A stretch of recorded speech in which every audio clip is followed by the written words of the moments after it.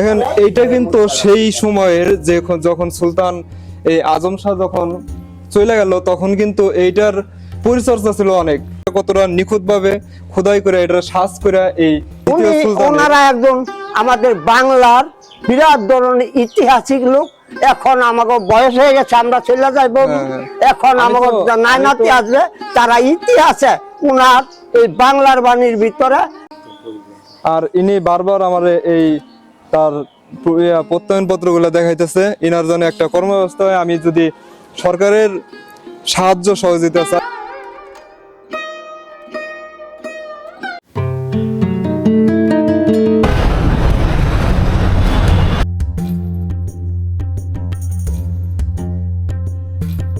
আমি আজকে যাচ্ছি বাংলার সুলতানি আমলের তৃতীয় সুলতান গিয়াসউদ্দিন আজম শাহের সমাধি আপনাদের দেখাতে।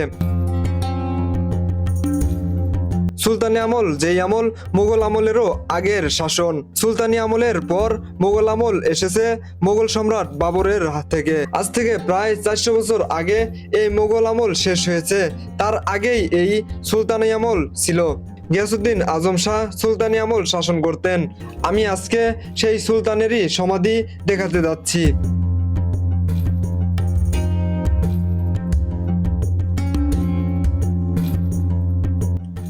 আমি অটোতে মুরগাপাড়ার দিকে যাচ্ছি। প্রথমত বিল্ডিং, তারপরে গ্রামের বাতাস আমার গায়ে লাগতে শুরু করলো। বেশ আনন্দ লাগলো আমার মনের ভিতরে। কতদিন গ্রামের ছোঁয়া পাই না। অটোতে যাচ্ছি, চিকন সরু রাস্তা দেখছি আর বিষয়টা বেশ ভালো লাগছে। মনে মনে ভাবছি ইতিহাস দেখতে না হোক এমন গ্রামের অনুভূতি গ্রহণ করতে আবারও আসবো। আমাকে নামিয়ে দিল মুরগাপাড়া বাজারে।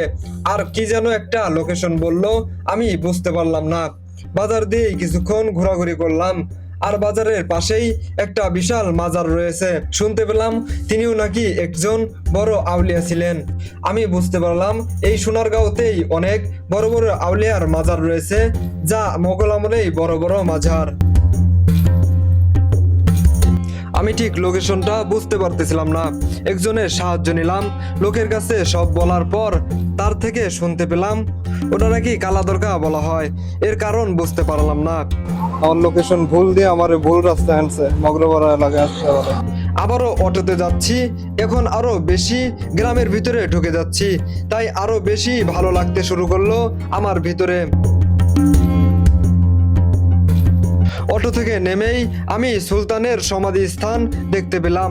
দেখছি একজন মাজার পরিষ্কার করছিল। আসসালামু আলাইকুম। এটার ভিতরে যাওয়া দেবো? হ্যাঁ হ্যাঁ,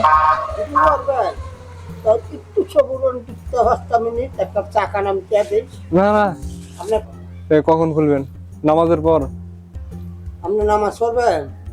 কখন খুলবেন? এটা আপনি আমার এই সম্পর্কে এগুলো একটু। আচ্ছা ঠিক আছে, সমস্যা নেই, আমি এখানে আছে। মনে হয় তিনি এই সমাধি স্থানের খাদেম। তার কাছ থেকেই অনুমতি নিলাম।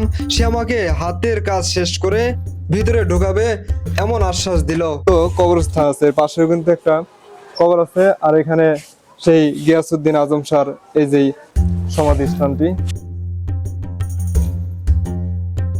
গিয়াসউদ্দিন আজম শাহ ছিলেন ইলিয়াস শাহী বংশের তৃতীয় সুলতান, যিনি রাজ্য সুসংহতকরণ, চীনের সাথে কূটনৈতিক সম্পর্ক স্থাপন এবং সাহিত্য ও সাংস্কৃতিক বিকাশে অবদান রাখেন। তিনি যুদ্ধের চেয়ে কূটনৈতিক ও সাংস্কৃতিক যোগাযোগকেই বেশি গুরুত্ব দিয়েছিলেন এবং কামরূপ অঞ্চল জয় করেন।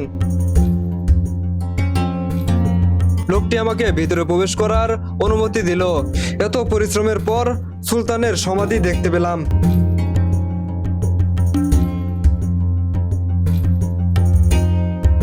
ভিতরে প্রবেশ করেই বুঝতে পারলাম লোকেরা কেন এটিকে কালা দরগা বলে। পুরো সমাধি স্থানটি কালো, হয়তোবা এটি কষ্টি পাথর অথবা বিভিন্ন উপাদান দিয়ে তৈরি হয়েছিল। বাংলার বহু পুরাতন এবং প্রাচীনতম সমাধি স্থান এটি। বাংলার তৃতীয় সুলতান ভাবতেই আমি কেমন জানি হয়ে যাচ্ছি। দর্শক, এটাই কিন্তু সেই বাংলার তৃতীয় সুলতান গিয়াসউদ্দিন আজম শাহের সেই সমাধি স্থান। আমি এটা স্পর্শ করতে পারতেছি। এটা আমার জন্য অন্তত অনেক সৌভাগ্যের যে সেই বাংলার তৃতীয় সুলতান যারে আমি স্পর্শ করতে পারতাছি। ইনি যখন বাচ্চা ছিলেন তখন কিন্তু আমি এনার ধারে কাছেও ভিড়তে পারতাম না। এত বড় সুলতান ছিলেন যে মোগল সাম্রাজ্যের তার আগের আমল সে পরিচালনা করছে। 1411 সালে তিনি মারা যায়। তার মৃত্যুর বয়স হিসাব করলেও আজ থেকে 600 বছর আগে তিনি মারা গিয়েছেন।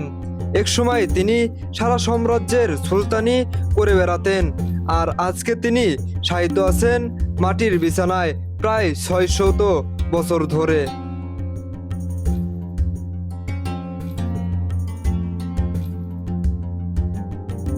দেখেন এইটা কিন্তু সেই সময়ের যে যখন সুলতান এই আজম শাহ যখন চলে গেল তখন কিন্তু এইটার পরিচর্যা ছিল, অনেক পরিচর্যা ছিল, যার কারণে দেখেন খোদাই করে কতটা নিখুঁত ভাবে খোদাই করে এটা সাজ করে এই সমাধি স্থানটা তখন কিন্তু তৈরি করা হয়েছিল। কিন্তু যুগ যুগ চলে যাওয়ার পরে কিন্তু এটার আর তেমন কোনো পরিচর্যা নাই। দেখেন আপনি যদি কাছ থেকে একটু দেখেন কতটা সুন্দর নিখুঁত ভাবে সাজ করে এটাকে এই সমাধি স্থানটাকে নির্মাণ করা হয়েছিল, কিন্তু এখন কিন্তু সেই পরিচর্যাটা নাই। আসলে বড় দুঃখের বিষয় হইলো মোগল সম্রাটের আমলে জমিদারের আমলে কত জমিদারি তো আছিল, যাদের স্থাপত্যগুলোকে অনেক যত্ন সহকারে রেখে দেওয়া হয়েছে, কিন্তু এই যে এত বিশাল বড় একটা ব্যাপার সুলতানি আমলের যে দ্বিতীয় সুলতান তিনি কিন্তু এইখানে রয়েছে, তার কিন্তু কোনো পরিচর্যা নাই।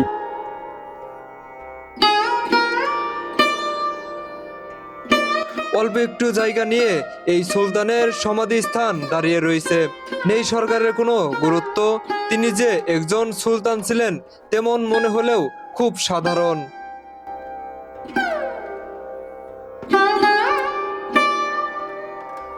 1389 সাল থেকে 1410 সাল পর্যন্ত শাসন করেন। তার শাসনের প্রথম দিকে তিনি কামরূপ অভিযান করেন। তিনি খ্যাতনামা একজন আদর্শ সুলতান হিসেবে পরিচিত ছিলেন, যিনি তার উদারতা, সাহিত্য ও সংস্কৃতির প্রতি ভালোবাসার জন্য বিখ্যাত। এবং পরবর্তীতে গিয়াসউদ্দিন আজম শাহের পুত্র জালালউদ্দিন মোহাম্মদ শাহ সিংহাসনে বসেন। আর ওনার এই রওজা শরীফ হলো প্রায় 638-40 বছর যাবিত হয়। এটা তো ওনার শাসনকাল 1390 থেকে 1411 পর্যন্ত ছিল। আচ্ছা, এইখানে যে আরেকটা কবর দেখলাম আমি, ওইটা ওই যে ওনার সাথে যে পূর্ব পাশে যে এই যে ওইটা মাজার বলা যায়, কেন ওইটা সমাধি না, ওই মাজারটা ওনার এই সুলতান গিয়াসউদ্দিন আজম শাহ, উনি প্রধান বিচারক কাজী সিরাজউদ্দিন আহমেদ আনুমানিক বলি আমরা। আমি পরবর্তী মাজারটাও দেখতে গেলাম। এটি নাকি সুলতান গিয়াসউদ্দিন আজম শাহের খাস বিচারপতি বা পীর ছিলেন। সারাক্ষণ সুলতানের সাথেই তিনি থাকতেন। ওনারা একজন আমাদের বাংলার বিরাট ধরনের ঐতিহাসিক লোক। এখন আমাকে বয়স হয়ে গেছে, আমরা চলে যাইব, এখন আমাকে নাতি আসবে, তারা ইতিহাসে উনার এই বাংলার বাণীর ভিতরে একটা বিরাট ধরনের অঙ্কের যাহাতে দোয়া খরাত হয় এবং নামাজ রোজা করে এবং মান্য করে। এই মাজারটিও নাকি সেই প্রাচীনকালেই হয়েছে। এই দরবারে মূলত এই দুটি সমাধি স্থান রয়েছে, আমি ভালো করেই দেখলাম।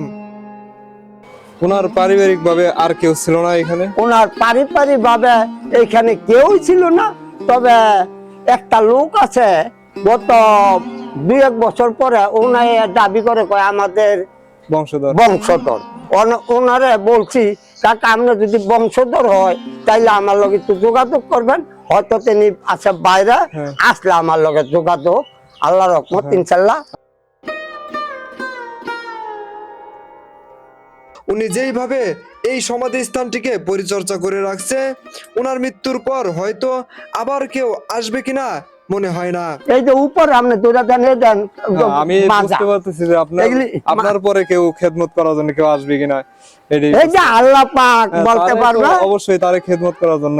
কিন্তু ওনার এইখানে আইয়া দর্শক, ইনি কিন্তু এই যে সমাধি স্থান, এই সমাধি স্থানের খাদেম। আমি এখানে আসছিলাম, আমি বাংলার যে শেষ সুলতানের যে সুলতান আমল ছিল তখনকার কোনো সুলতানের কোনো সমাধি স্থান এখানে আছে কিনা, আমি সেই সমাধি স্থান দেখতে চাই। আমি মোগল সম্রাটের কোনো সমাধি স্থান আছে কিনা সেই সমাধি স্থান দেখতে চাই। এর জন্য আমি কিন্তু এই বাংলাদেশের বিভিন্ন অঞ্চল ঘুরে ঘুরে এই পুরনো ইতিহাস যা 16 শতকে হয়েছে এগুলোর নিয়ে আমি কোনো ভিডিও ধরতে চাই। আর ইনি বারবার আমার এই তার প্রত্যয়ন পত্রগুলো দেখাইতেছে। ইনার জন্য একটা কর্মব্যবস্থা হয়, আমি যদি সরকারের সাহায্য সহযোগিতা চাই, ইনার জন্য একটা কর্মসংস্থানের ব্যবস্থা করে দেওয়া হয়। এত পুরনো স্থানে কেউ চর্চা করতে চায় না, কিন্তু এই লোকটা কিন্তু এখানে চর্চা করতেছে।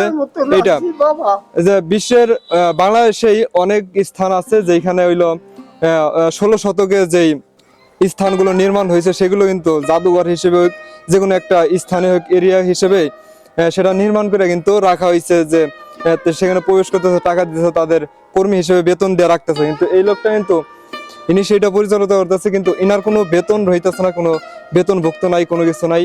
এই যে পর্যটকরা ঘুরতে আসে তারা কিছু দেয় এখান থেকে ওখান থেকে নিয়ে, কিন্তু এই সংসারটা চালায়। প্রিয় বন্ধুরা, এই সুলতানের সমাধি স্থানের খাদেম সবার কাছ থেকে সাহায্য নিয়ে তাকে চলতে হয়। বিনা বেতনে তিনি এই খেদমতের কাজ করে আসছে প্রায় 40 বছর যাবত।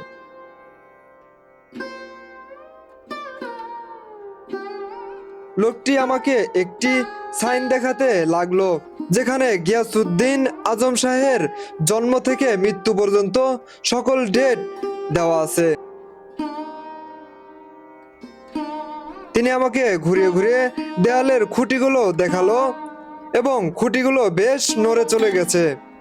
সম্পূর্ণ আছেন, সামনে আছেন, কোনো অসুবিধা নাই। দেখেন, এই দেখেন, এই দেখেন এগুলি ভাঙ্গা চুলা, এই দেখেন, এই যে দেখেন, এই দেখেন ভাঙ্গা, এইটা টানাটা এই গাছের লগে রাখছি, নাহলে এটা বোঝা যায়। এই দেখেন এই কাঁঠাল গাছের লগে বান্ধা রাখছি ঠেকদা বাবা। এই কীর্তন এইভাবে থাকে, কি বলমার বলার কি আছে আমার, তবে আমি জান জীবন দিয়ে তত পারি করছি। ঠিক আছে। বাংলাদেশে মাত্র এই একটি সুলতানেরই কবর রয়েছে। তাছাড়া প্রাচীনতম আর কোনো ঐতিহাসিক সুলতানের কবর আছে বলে মনে হয় না। তিনি বাংলার স্বাধীন সুলতান ছিলেন এবং গিয়াসউদ্দিন আজম শাহের পিতার নাম ছিলেন সিকান্দার শাহ। আমি আমার নিজেকে ধন্য মনে করছি এই সুলতানের সমাধিস্থানে এসে। প্রিয় দর্শক, আমি কিন্তু সেই সুলতান গিয়াসউদ্দিন আজম শাহর সেই সমাধি স্থানটা দেখানোর চেষ্টা করলাম। আমি কিন্তু সেটা দেখাইছি ইনশাল্লাহ। আপনাদের যদি এই ভিডিওটা ভালো লাগে, অবশ্যই ভালো লাগবে, কারণ ইতিহাস যারা পড়ে, ইতিহাস যারা ঘাটে তাদের অবশ্যই ভালো লাগবে। আপনারা আমার সাপোর্ট করবেন, আমি যেন আবার নতুন কোনো ইতিহাসের গল্প নিয়ে আপনাদের সামনে হাজির হতে পারি ইনশাল্লাহ। সবাই ভালো থাকবেন, আসসালামু আলাইকুম। এবং আমার এই চ্যানেলটাকে সাবস্ক্রাইব করবেন, ফলো দেবেন, সুস্থ থাকবেন।